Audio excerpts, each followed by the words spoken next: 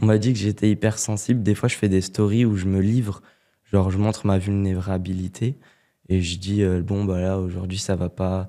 Il y a plein de commentaires positifs, mais je retiens que les négatifs.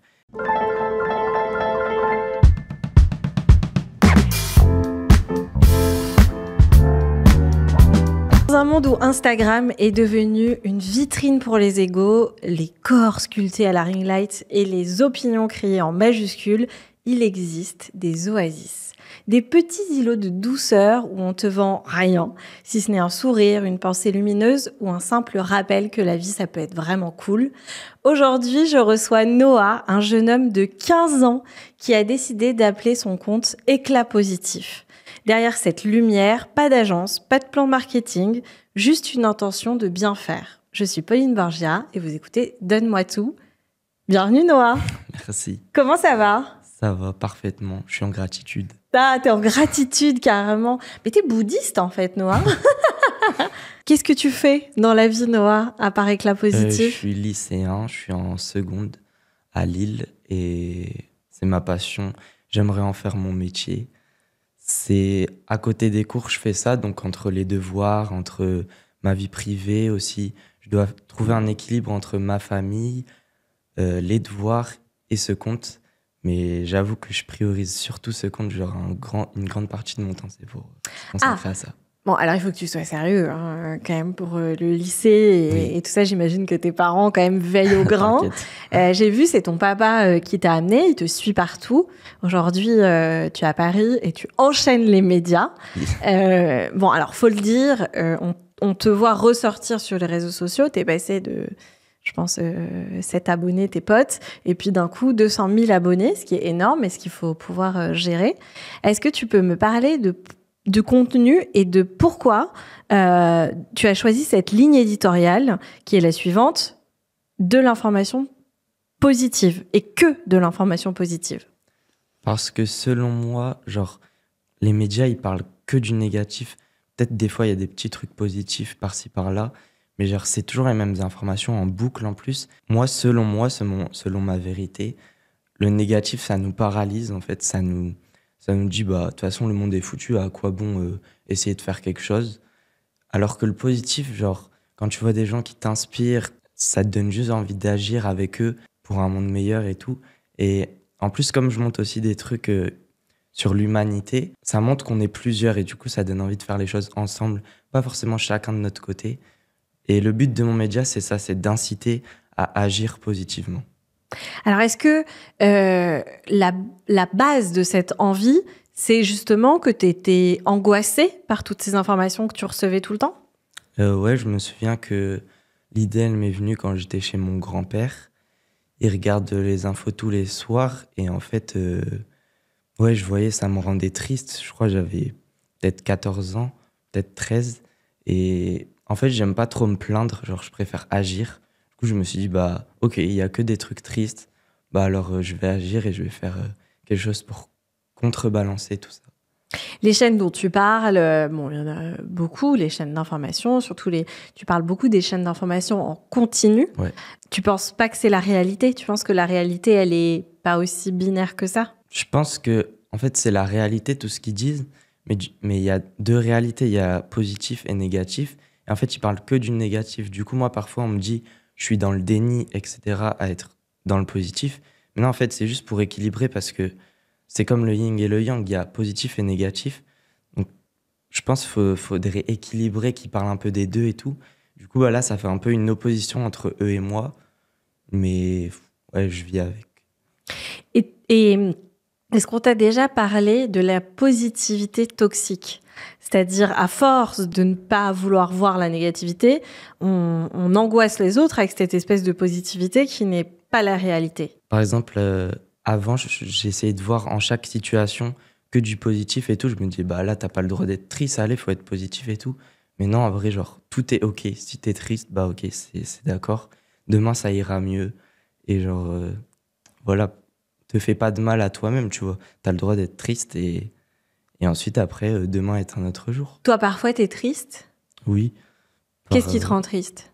Bah, des fois, c'est les commentaires des haters. Pourtant...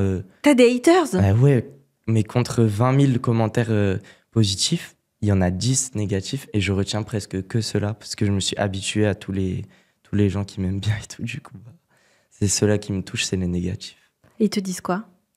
Bah, tu fais l'autruche, tu vis dans le déni, retourne faire tes devoirs, t'as rien à faire. Enfin, tu t'inventes une vie et tout. Bon, c'est un peu de jalousie. C'est ce qu'on me dit, ouais.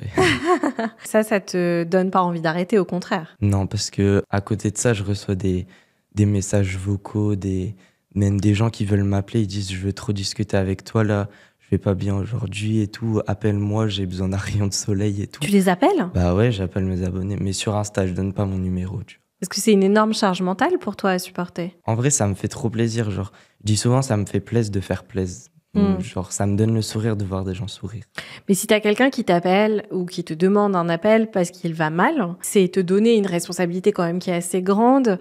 Si tu vois que quelqu'un est en danger, est-ce que tu le guides à aller voir quelqu'un ou... Des fois, quand c'est des trucs genre dépression et tout, je dis, en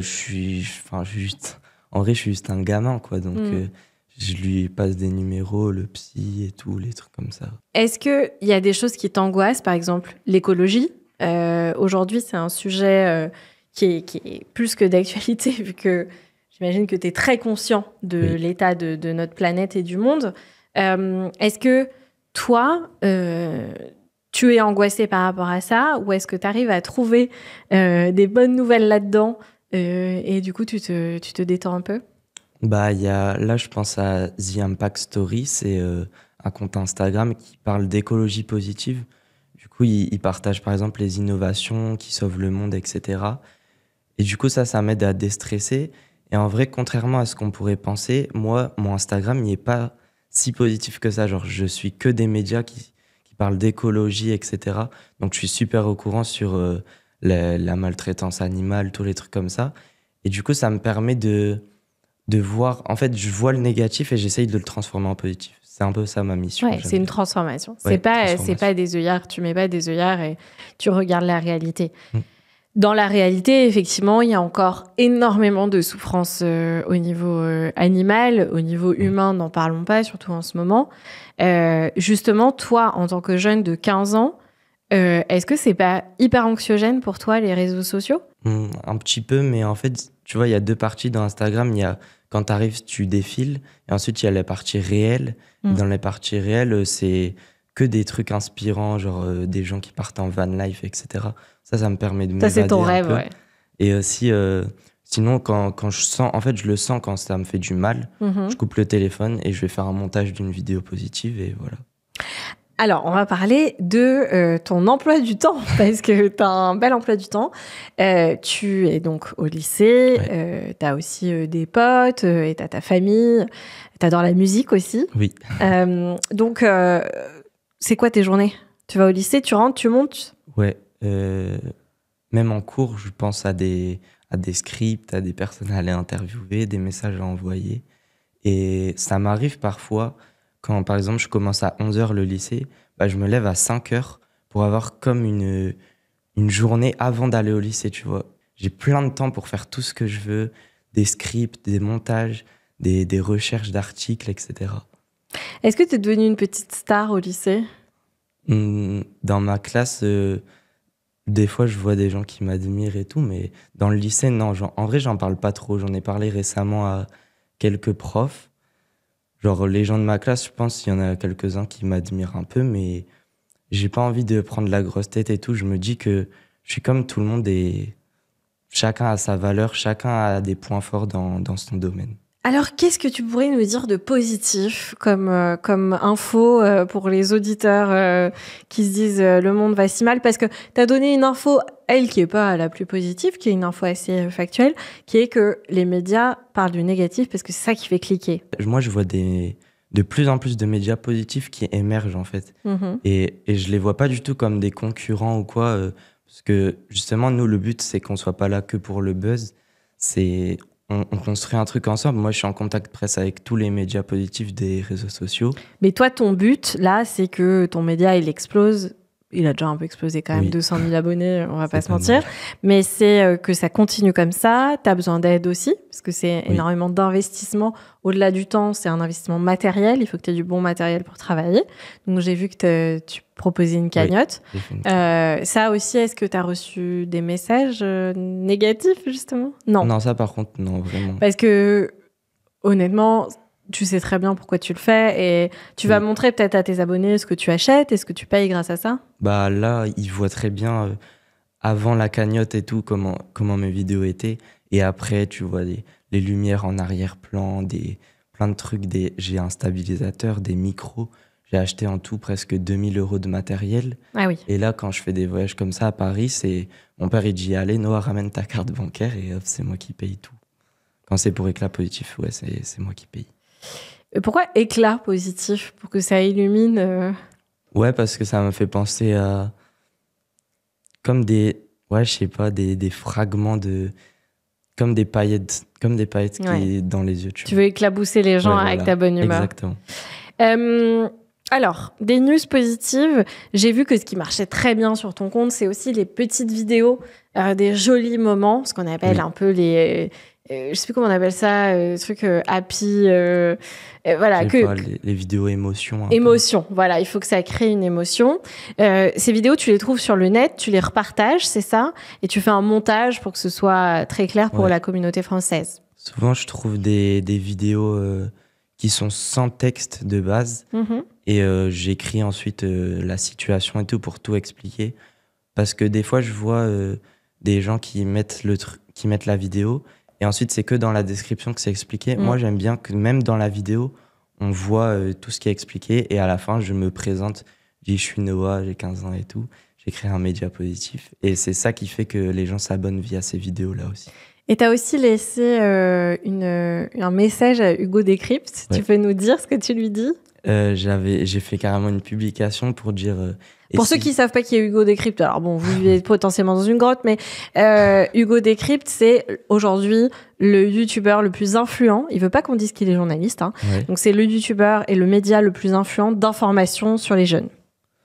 J'ai fait une publication sur lui en disant si Hugo Décrypte avait un petit frère. Et du coup, à la fin, j'invite à s'abonner, etc. Et à l'identifier.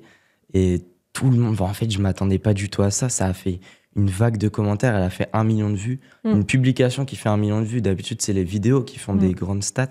Et là, c'était carrément une publication avec des pages et tout. Et après, je vois une notification. Hugo Décrypte a commenté votre truc. Du coup, je clique et je vois, il m'écrit, il dit « Ouais, nous aussi, on fait ça. On partage quelquefois des bonnes nouvelles. Mais t'as raison, il en faut encore plus. Bravo pour ton travail. » Et à la fin, il a dit « À bientôt. » Alors là, Oh je me suis là dit, là Mais je te le souhaite. T'aimerais travailler avec lui? j'aimerais le rencontrer pour l'interviewer. Ouais. Déjà, dans un premier temps. Et Oula, tu sais ce que tu veux, toi. Quand Oui. je te dis t'aimerais travailler avec lui, tu me dis pas oui, parce que toi, tu veux garder ton média, je pense. Oui. Bah, lui aussi, je pense qu'il est, il est bien axé et tout. Donc, je suis pas sûr qu'il ait besoin forcément d'aide ou quoi.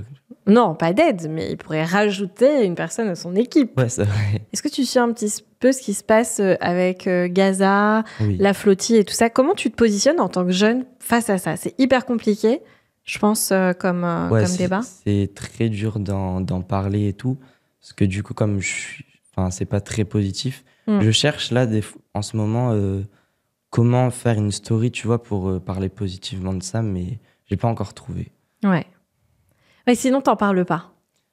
J'en parle avec ma famille et tout, mais sur mon média, pour l'instant, je réfléchis vraiment comment bien l'aborder, tu vois.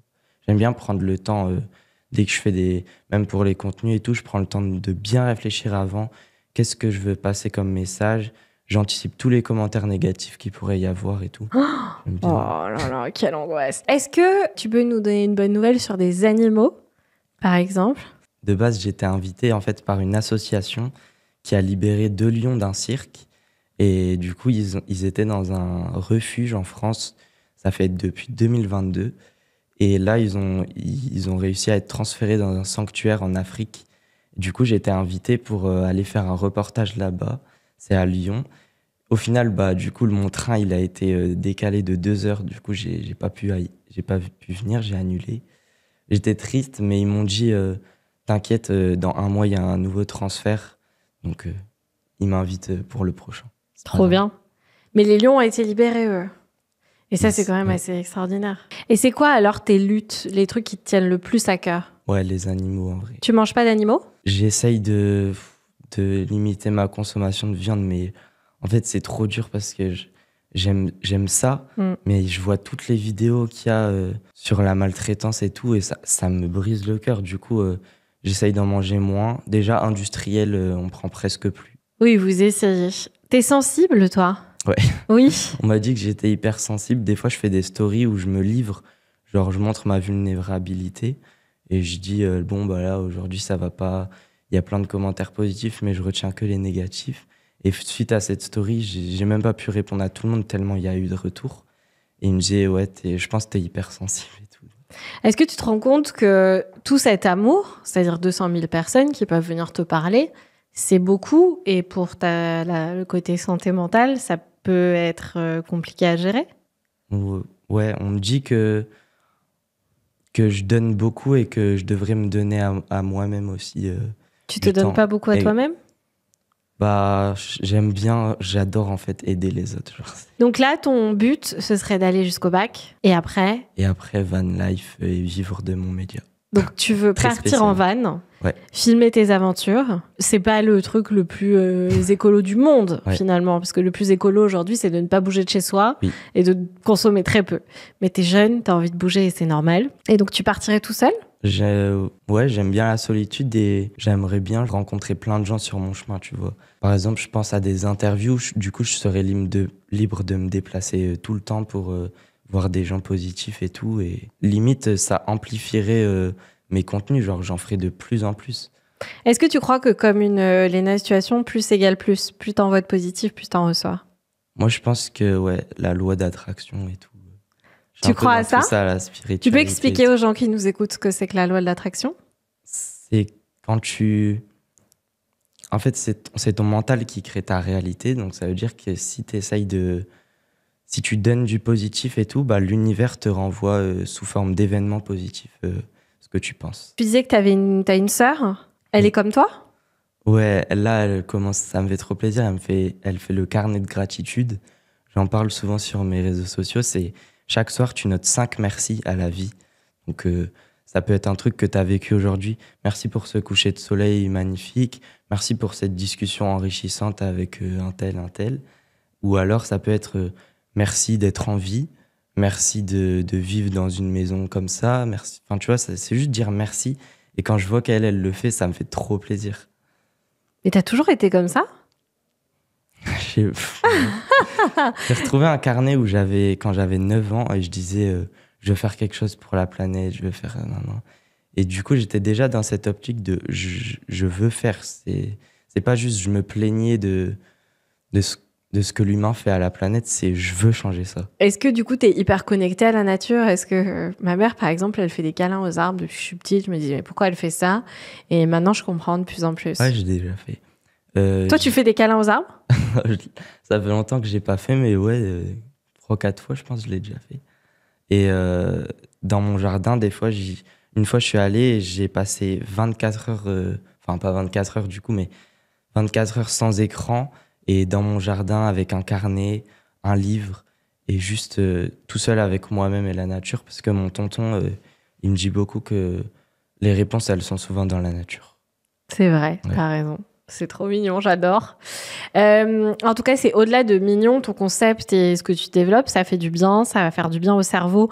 Mais en fait, c'est pas que pour les adolescents ou les jeunes adultes. Hein. C'est vraiment juste ton compte, c'est pour tous les âges. Ouais. D'ailleurs, j'ai vu que t'as tous les âges qui te suivent. Hein. Ah non, mais j'ai des commentaires 50-60 ans, des messages vraiment, j'en reçois beaucoup de personnes, 60 ans et tout.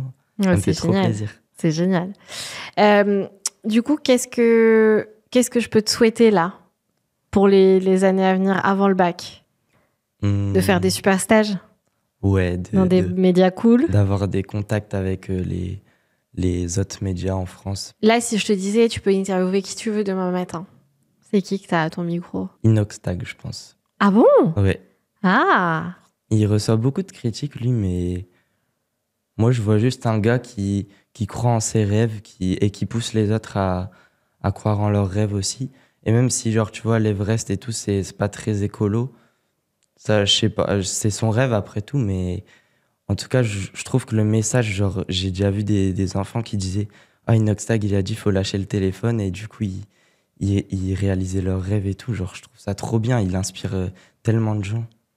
T'imagines que moi, je viens d'une génération où on était obligé d'aller dans une cabine téléphonique avec une carte pour téléphoner à des gens, qu'on n'avait pas le téléphone. Et moi, ce que j'ai beaucoup remarqué, parce que je suis accro au téléphone comme à peu près tout le monde, et je l'avoue, c'est sur l'amour, le couple, la rencontre. Moi, je trouve qu'on rencontrait beaucoup plus de gens, c'était beaucoup plus facile, tout le monde se parlait. Toi, ta génération, du coup, tu peux pas me dire, bah oui, c'était mieux avant, puisque tu l'as pas vécu. Pas. Mais est-ce que vous vous rencontrez beaucoup, vous vous parlez Franchement, au lycée et tout, moi, ça me donne trop espoir, tout le monde qui parle à tout le monde. Et contrairement à ce qu'on pourrait croire, au lycée, il n'y a pas tant de gens que ça qui sont sur leur téléphone. Moi, je vois plus de gens sur leur téléphone dans le métro, dans la rue et tout, qu'au lycée. Au lycée, pourtant, on a le droit et tout, mais non, vraiment plein d'interactions et tout. Même des fois, j'essaye de parler de choses philosophiques, de la vie et tout, avec des gens de ma classe. Et je suis impressionné parfois. Ça marche. Ouais. C'est génial. Bon, bah merci beaucoup, parce que là, tu nous as éclairé de douceur. C'était vraiment très doux. Est-ce que tu as quelque chose que tu aimerais rajouter et que tu aimerais diffuser aux gens qui nous écoutent? Je le dis aussi à moi-même, c'est déconnectez-vous des écrans et reconnectez-vous vraiment à la réalité, parce qu'on dit qu'on est connecté et tout avec tous les trucs numériques, mais en vrai, c'est de la déconnexion tout ça. Oui, c'est parce qu'on a un peu peur de la réalité. Et allons-nous parler peut-être dans la rue Et je dis ça, c'est un peu contradictoire parce que j'ai un média sur les réseaux sociaux. Mais et allez me suivre. Je me dis, non, je vais pas dire ça. Mais genre, vaut mieux scroller quelque chose de positif et qui fait réfléchir que quelque chose de négatif, je pense. Du coup, quand on est addict, qu'il faut pas voir la réalité? On y va. De quoi? Est-ce qu'il faut pas voir aussi l'autre réalité, la tienne, les très belles choses de la vie et du quotidien, et une autre réalité qui est que il y a des parties du monde qui vont mal? Oui, je suis d'accord. Un peu des deux. De toute façon, on les voit de toute manière. Oui, de toutes les manières, ça, on risque pas de les louper. On risque pas de les louper. Toi, tu regardes encore les mauvaises nouvelles? Oui. Oui, parce que tu veux être conscient de ce qui se passe dans le monde, bien sûr. À la fin de l'épisode, Noah, je termine avec 2 questions. Et DMT, le nom de mon podcast, Donne-moi tout. DMT, en fait, c'est une molécule qui peut être apparentée à une molécule pas très légale, mais on l'a aussi dans le cerveau. Et alors, ça s'appelle la diméthylmyrcène. Alors, quand j'ai des médecins au micro, ils me redisent le nom, c'est parfait. Mais je n'arrive jamais à le dire. En tout cas, c'est une molécule qui permettrait de voir... pas notre mort, mais derrière, ce qui se passe après. Donc, c'est hyper intense. Du coup, ces 2 questions, c'est plutôt sur l'âme et ce que tu ressens vraiment. Et donc, première question, quel est pour toi le plus beau des voyages dans la vie? J'aurais dit le voyage à travers nous-mêmes. Bah, j'adore. J'adore. T'as répondu... Mais je ne saurais pas trop développer, genre... Ça se connaître, ouais, se rencontrer. Et deuxième question... si le jour où tu seras plus là, c'est dans longtemps. On sait pas. Hein. Oh, arrête. Non, positif. Non, faut profiter de chaque jour. Demain ne sera peut-être jamais. C'est beau. En plus, il est chic quand il parle. Et il a 15 ans, je le rappelle. C'est quoi, donc le jour où tu seras plus là, tu veux qu'il reste quoi de toi?